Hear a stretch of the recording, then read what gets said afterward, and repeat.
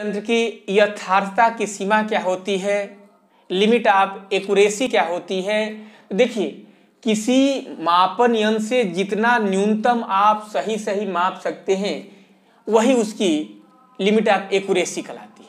यानी किसी मापन यंत्र की एक निश्चित न्यूनतम मान ही मापा जा सकता है। जैसे अगर मीटर पैमाना है तो मीटर पैमाने से चूंकि सेंटीमीटर में खाने बनाते वो भी खाने 10 भाग में बटा रहता है, तो सही आप 1 मिलीमीटर तक माप सकते हैं मीटर पैमाने से। इसलिए उसकी जो यथार्थता की सीमा होगी 0.1 सेंटीमीटर होती है, ठीक ना, क्योंकि सेंटीमीटर के 10वें भाग तक सही माप सकते हैं। इसलिए मीटर पैमाने की यथार्थता की सीमा 0.1 सेंटीमीटर होती है।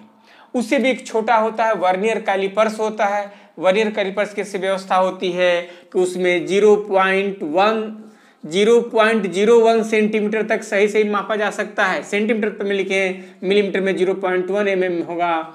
उसी प्रकार आपका एक पेच मापी या स्क्रू गेज कहते हैं, तो पेच मापी का क्या होगा 0.001 सेंटीमीटर, ध्यान रखिएगा, या 0.01 mm, एक ही चीज रहेगा। तो ये क्या है, पेच मापी का है, या इसको स्क्रू गेज भी कहते हैं। ये किसका है, आपको वर्नियर कैलिपर्स है और ये मीटर पैमाना है। तीन ही तथ्य आपको विशेष रूप से ध्यान रखना है, ठीक ना। एक पेच मापी, स्क्रू गेज या उसको माइक्रोमीटर भी कह देगा, तो क्या होगा आपको 0.01 mm होगा या 0.001 सेंटीमीटर कहेंगे। जो वर्नियर कैलिपर्स कहेगा 0.1 सेंटीमीटर या आपका 0.1 mm होगा या 0.01 सेंटीमीटर होगा, और जो मीटर पैमाना होगा उसका 0.1 सेंटीमीटर। ऐसे आपकी यथार्थता की सीमा होती है। यथार्थता की सीमा किसी मापन यंत्र के अल्पतमांक के ही बराबर होती है, यानी जहां तक उसे सही माप जा सकते हैं वही उसकी आपको यथार्थता की सीमा होती है। यथार्थता की सीमा सीधे आपको अल्पतमांक तक ध्यान रखना है कि अल्पतमांक तक ही है। और ये नियम बनाया गया है कि किसी भी भौतिक राशि में जो चीज भी लिखा जाएगा तो जिस यंत्र से मापते हैं वही तक उसको लिख सकते हैं। यानी अगर मीटर पैमाने से माप रहे हैं, सेंटीमीटर में माप लिख रहे हैं, तो दशमलव के बाद एक ही अंक लिखेंगे, शेष अंकों को नहीं लिखेंगे। अगर वर्नियर कैलिपर से नाप रहे हैं दशमलव के बाद 2 अंकों तक लिखेंगे। अगर वो पेच मापी से नाप रहे हैं सेंटीमीटर में, दशमलव के बाद 3 अंकों तक लिखेंगे। यही नियम है आपको कि यथार्थता की जहां तक सीमा है वही तक माप लिखा जाए, शेष अंकों को नहीं लिखेंगे, उसे हटा देंगे। अब हटाने वाला अंक यदि 5 से ज्यादा होता है तो पीछे अंक को 1 बढ़ा देते हैं। 5 से कम होता है तो आपका उस जो का तो ही छोड़ देते हैं। अगर 5 भी रहता है तो अब देखते हैं कि अगर वो 5 है तो उसके पहले का अंक सम है कि विषम है। तो अगर सम है तब तो जो का तो छोड़ देंगे, और विषम होता है तो 1 अंक उसको बढ़ा दिया जाता है, ठीक ना। सम जो भी होगा 0 होगा, जो भी सम होगा तो उसको जो का तो छोड़ देंगे, लेकिन अगर विषम होगा तो 1 अंक बढ़ा देंगे। ऐसे करके आपका यथार्थता की सीमा, यानी कहने का मतलब कि जब उसको हटाते हैं यथार्थता की सीमा तक लिखते हैं तो माप उतना तक ही आपको लिखा जाता है।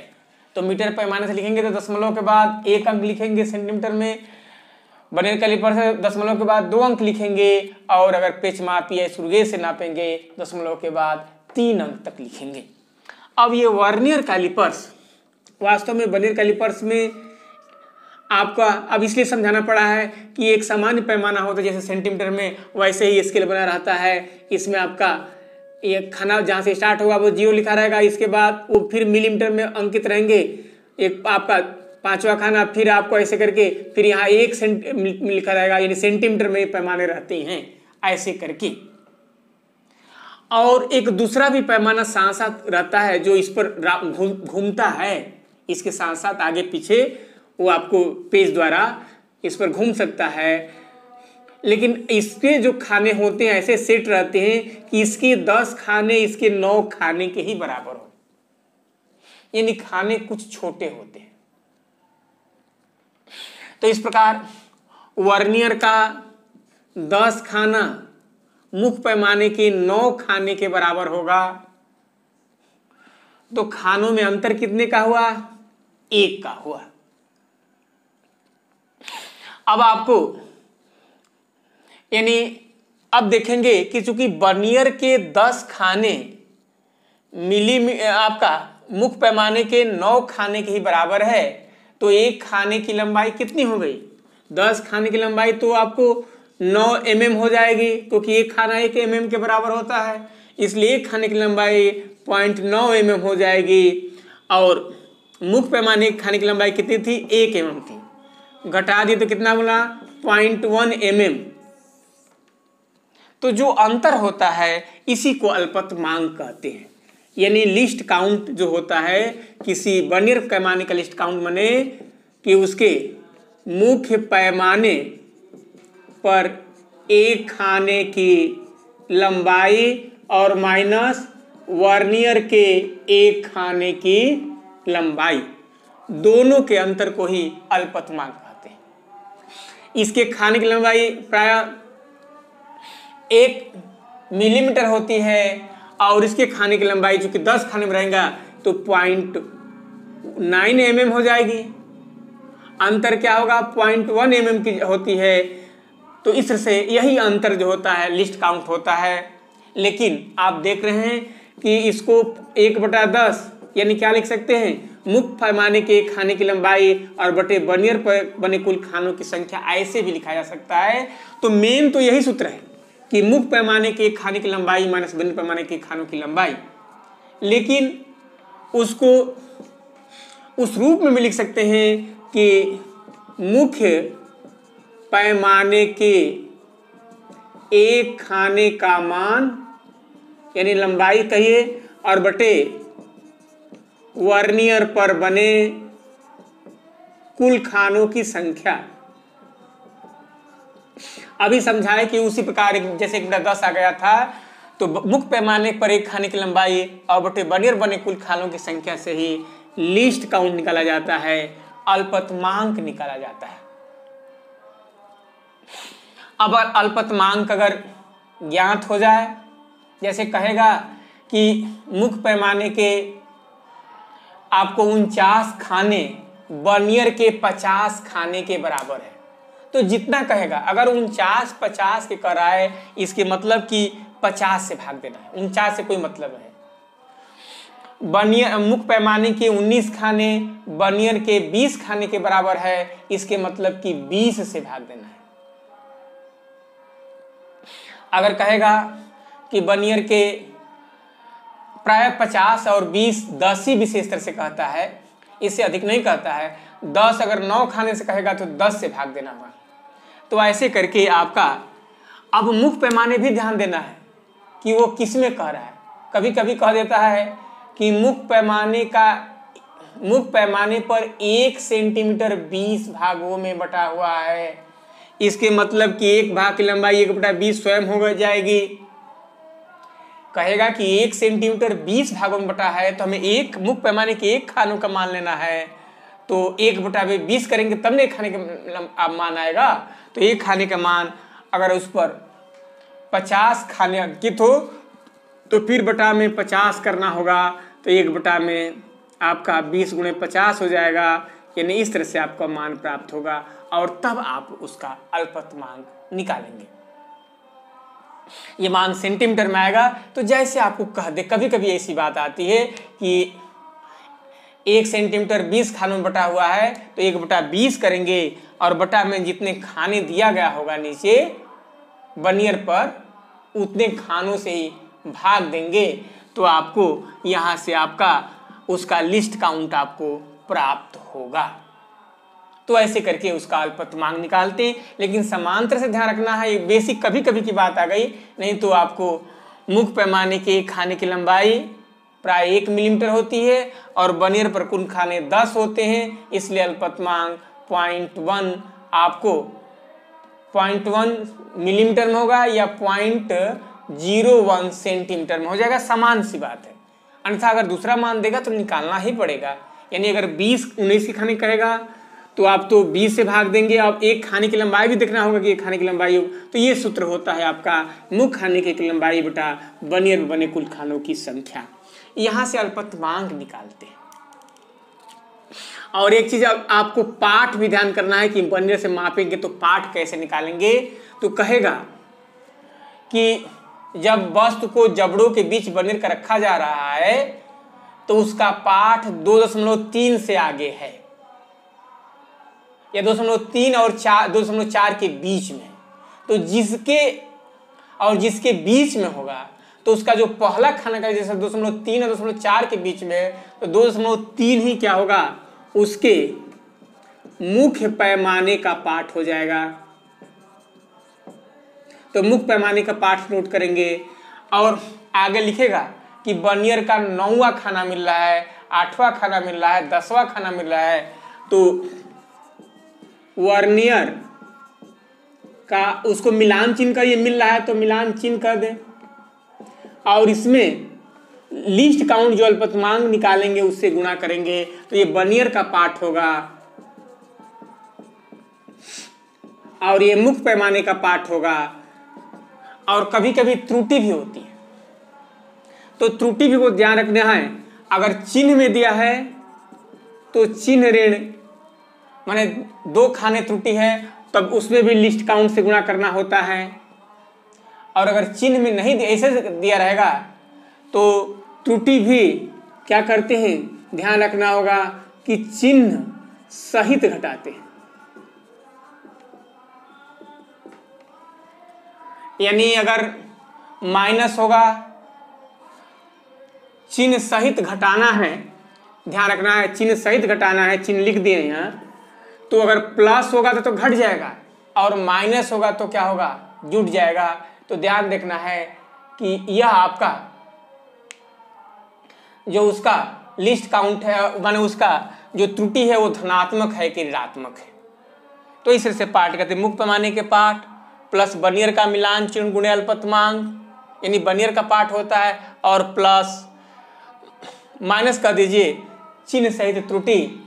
तो यहाँ से आपको जब ये सब निकाल लेते हैं तब आपको उसका पाठ आता है। तो ऐसे करके उसको पाठ को, यहाँ चिन्ह सहित त्रुटि है, ये ध्यान रखना है। माइनस करके लिखे हैं तो चिन्ह सहित त्रुटि लिखे हैं, यानी अगर ऋणात्मक त्रुटि होगी तो जुड़ जाएगी। उसी प्रकार स्क्रू गेज या पेचमापी होता है। अब इसमें प्राय 10 खाने बने हैं तो उसमें एक वृत्तीय पैमाना होता है। जैसे इसमें एक ऐसे पैमाना होता है, इसके ऊपर एक वृत्तीय पैमाना होता है जो राउंड करता है। तो जो वृत्तीय पैमाना ऐसे गोल में घूमेगा तो आगे पीछे उस पर खिसकता है।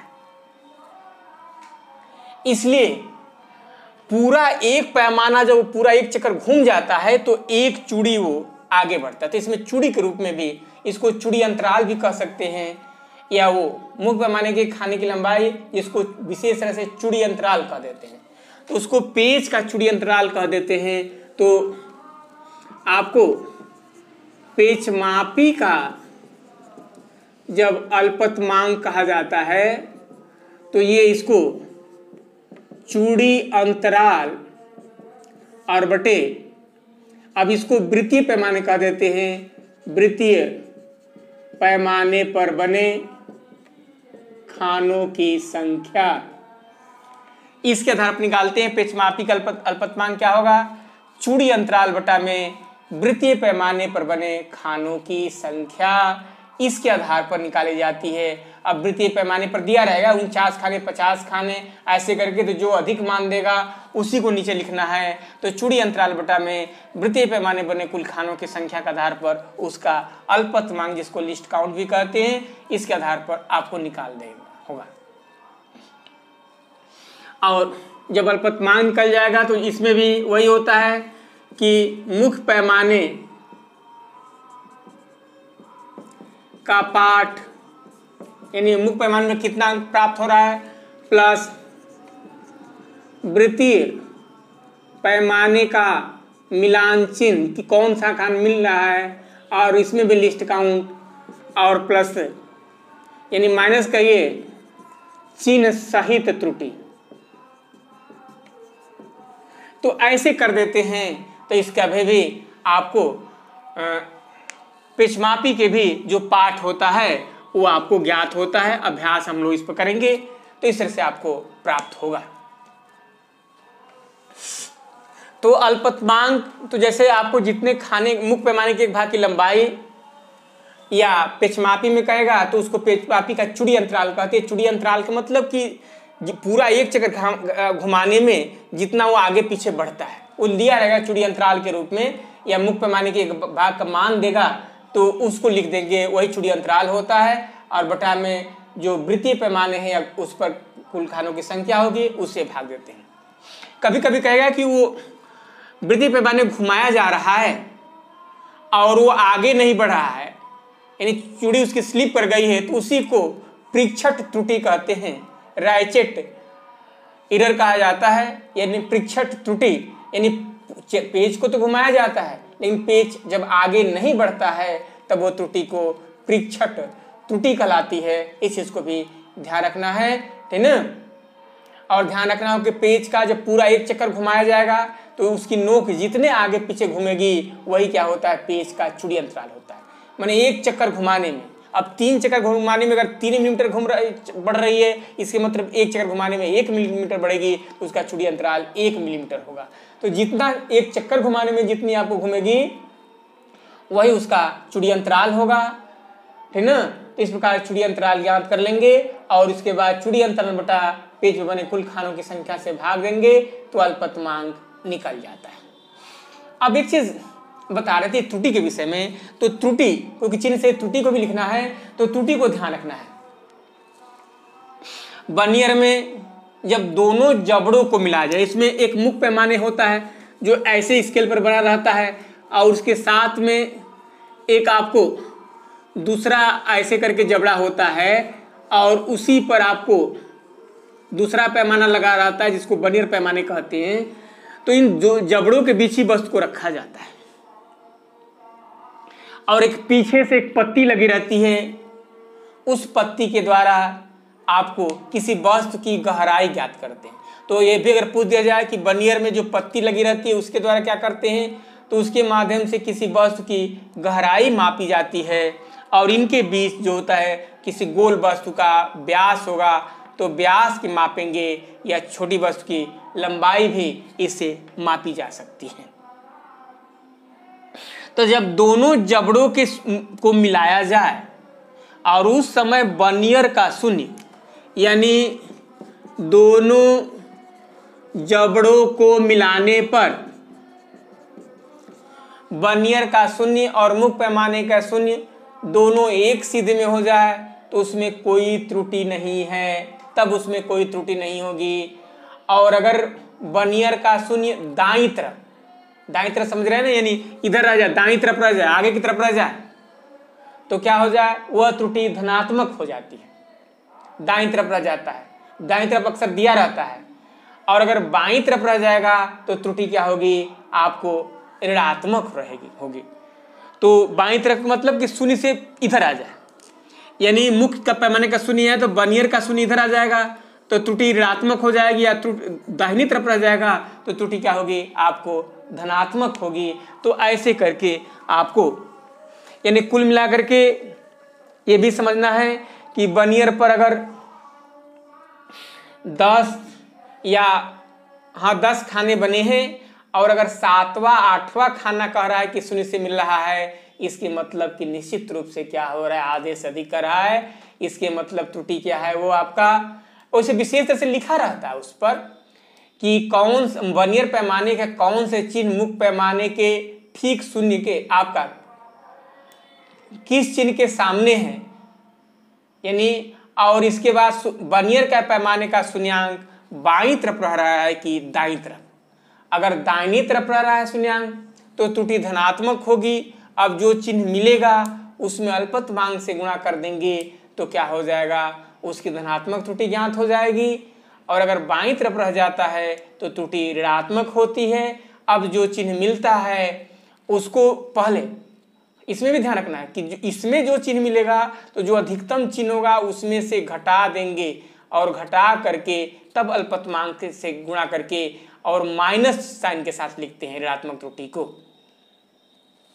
यानी धनात्मक त्रुटि में अगर छठा खाना मिल रहा है, कहेगा कि वर्नियर का शून्यांक मुख्य पैमाने के शून्यांक की दाईं तरफ रह रहा है और छठा खाना मिल रहा है, तब छठे में उसका अल्पतमांक से 0.01 सेंटीमीटर से गुणा कर देंगे तो 0.06 आएगा। यह त्रुटि धनात्मक लिखेंगे। लेकिन कह रहेगा कि वर्नियर का शून्यांक मुख्य पैमाने के शून्यांक से बाईं तरफ रह जा रहा है, वर्नियर के पैमाने का शून्यांक, और इसमें भी कहे कि छठा खाना मिल रहा है, तो उस स्थिति में अब बाईं तरफ रह जाएगा, छठा खाना मिल रहा होगा, तब क्या करेंगे, वर्नियर पर अगर 10 खाने बने होंगे तो 10 माइनस 6 को घटा देंगे, 10 में से क्या करेंगे 6 को घटा देंगे, इसके बाद जो अल्पतमांक है 0.01 से गुणा कर देंगे और माइनस साइन के साथ लिख लेंगे, यानी माइनस 0.04 ऐसे करके आ जाएगा। यह त्रुटि ऋणात्मक होगी। अब इस त्रुटि धनात्मक है तो उसको घटा देते हैं। ऋणात्मक त्रुटि जब चिन्ह सहित घटाना होता है तो ये आपको जुड़ जाएगा और धनात्मक त्रुटि होगी तो माप में क्या हो जाता है, घट जाता है। तो त्रुटि को ऐसे भी ध्यान रखते हैं। पिचमापी में ध्यान रखना है, अगर पीछे रह जाएगा उसमें दाएं बाएं नहीं रखेगा, उसमें आगे और पीछे कहेगा। तो अगर पीछे रह जाता है तब तो क्या होगी, त्रुटि ऋणात्मक रह जाएगी, और आगे रह जाएगा तो त्रुटि आपकी धनात्मक हो जाएगी। कुल मिलाकर के ट्रिक यही है कि अगर पांचवा छठा खाना मिल रहा है, इसके मतलब कि पांचवा छठा खाना मिलने के मतलब कि वो आगे निकला है शून्य, इसके मतलब वो धनात्मक होगा। और जब आपको अंतिम के करीब कहेगा, यानी जैसे 98, 97 या 49 ऐसे करके कहेगा, यानी बाद वाले खाने कहेगा, इसके मतलब क्या है, वो त्रुटि ऋणात्मक है। तो धनात्मक त्रुटि को तो सीधे जैसे 5 खाना कहेगा तो उसके अल्पतमांक जो होगा 5 गुणे 0.001 सेंटीमीटर में लिख रहे हैं तो उसे गुणा कर देंगे तो ये त्रुटि आपको धनात्मक त्रुटि निकल जाएगी। अगर 98 कहेगा तो 100 में से 98 को घटा देंगे और तब 0.001 से गुणा करेंगे और माइनस साइन के साथ, ये पॉजिटिव के साथ लिखा जाएगा। तो ऐसे करके धनात्मक और ऋणात्मक त्रुटि ज्ञात की जाती। पीछे हम लोग मापन के विषय में समझे थे कि मापन क्या है। अब उसी तथ्य को आगे बढ़ाना है तो देखा जाए कि संख्याओं को, बड़ी संख्याएं होती है उसको निकटतम 10 के घात के रूप में लिख करके भी उसको संक्षिप्त किया जाता है, और निकटतम 10 के घात के रूप में लिखना ही कोटिमान कहलाता है। यानी कि कोई भी संख्या है जब उसको कोटिमान उसका ज्ञात करना होता है तो ध्यान रखते हैं कि कोटिमान में दशमलव के पहले एक ही अंक रहता है, दशमलव अंक के बाईं तरफ माने एक अंक होता है और शेष अंक को दाहिनी तरफ कर देते हैं। अब जैसे आपको 478, 560 ऐसी एक संख्या लिखी गई है, आपको इसको कोटिमान के रूप में लिखना है तो पहले तो करेंगे क्या कि ऐसा करते कि एक अंक आपको बाईं तरफ रह जाए, शेष अंक दशमलव के दाहिनी तरफ हो जाए, तो दशमलव इसमें आपको बाईं तरफ लाना होगा। कितने अंक लाना होगा, 1 2 3 4 5, इसलिए 4.78 10 के पावर आपका 5 अंक ला रहे हैं तो यहाँ घात आपको 5 कर देंगे। तो इसी तरह से कोटिमान होता है, जितने अंक दशमलव को बाईं तरफ लाते हैं 10 घात उतना लिख देते हैं।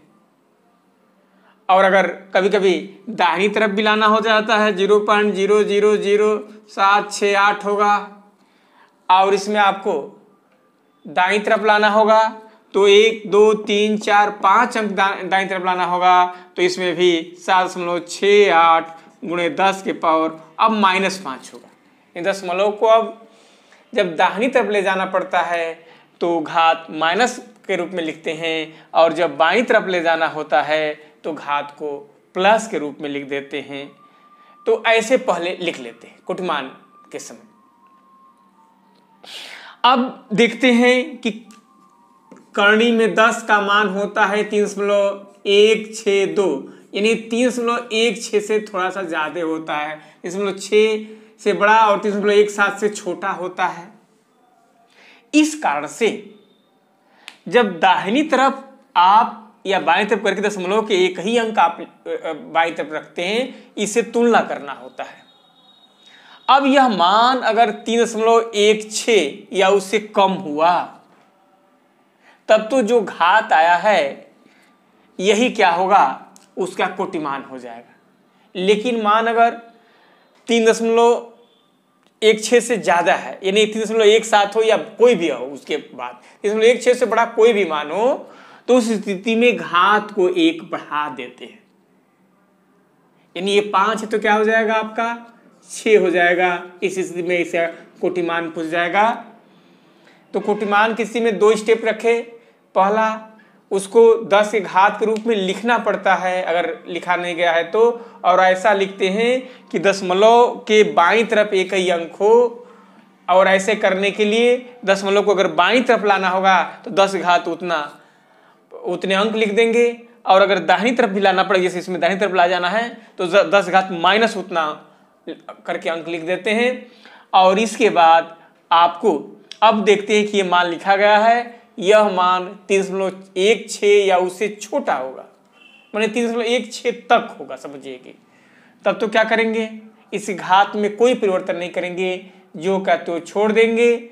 लेकिन अगर 3.17 हो या अब उससे बड़ा हो 3.17 से, तो क्या करेंगे, उस स्थिति में घात 1 बढ़ा देते हैं। तो इसमें भी घात बढ़ाना होगा चूंकि माइनस है, +1 करेंगे तो 10 घात -4 इसका कोटिमान होगा।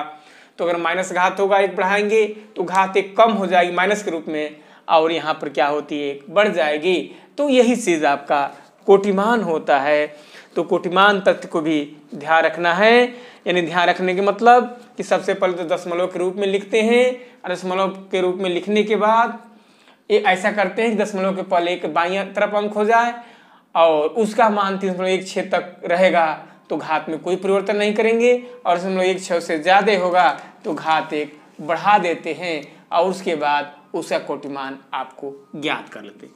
0.0000317 है, इसका कोटिमान बताना है तो पहले तो यहाँ लाइए, 2 4 अंक उधर ले जाना पड़ा, 3.17 गुणे 10 घात कितना हुआ माइनस आपको 4 हुआ। जितने अंक ले जाएंगे आपको उतना कर दिए। अब यह मान चूंकि 3.16 से ज्यादा है, 3.17 भी रहेगा तो घात 1 बढ़ा देंगे तो कोटिमान 10 घात -3 हो जाएगा। तो ऐसे करके आपका कोटिमान निकाल देते हैं। तो ऐसे करके कोटिमान आपको ज्ञात किया जाता है। उसी प्रकार अगर ऐसे का इतना मान दिया हो तो इसमें भी दशमलव का, यानी इसका क्या करेंगे 6 गुणे 10 के पावर 4 हो जाएगा। अब यह मान क्या है आपको 3.16 से ज्यादा ही है, इसलिए इसका कोटिमान क्या होगा 10 घात 5 बता देंगे। तो ऐसे करके कोटिमान, तो कोटिमान में आपको इतना समझना था। और कोई आपको जैसे इलेक्ट्रॉन है उसका द्रव्यमान 9.1 गुणे 10 के पावर -31 है, उसका कोटिमान कितना होगा तो 10 घात -30 बताएंगे, क्योंकि वो 3.16 से ज्यादा था इसलिए 10 घात -3 हो जाएगा।